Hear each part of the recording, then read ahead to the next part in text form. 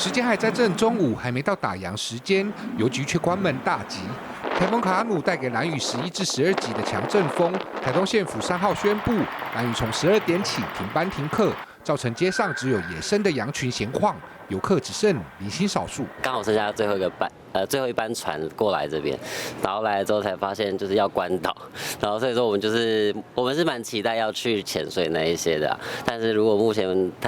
天气这样的话，那其实有不一样的玩法嘛。兰屿看似好天气，甚至看得到蓝天白云，但是阵阵强风吹得路边坚固的反光镜都在摇动，就连机场的风向带都被风吹得与路面平行。台风到来影响的不只是交通，还有靠天吃饭的观光业者。你少一天就是一天，那无风无雨，只要一停船，其实就是只要一停船，对我影响就很大，我几乎没有办法做生意。那今年大家又出国，所以本来就凄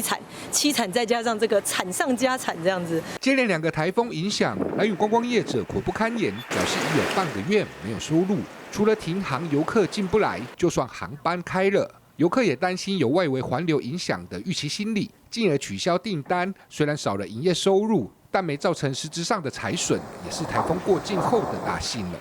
民视新闻李顾楼，新闻台东兰屿采访报道。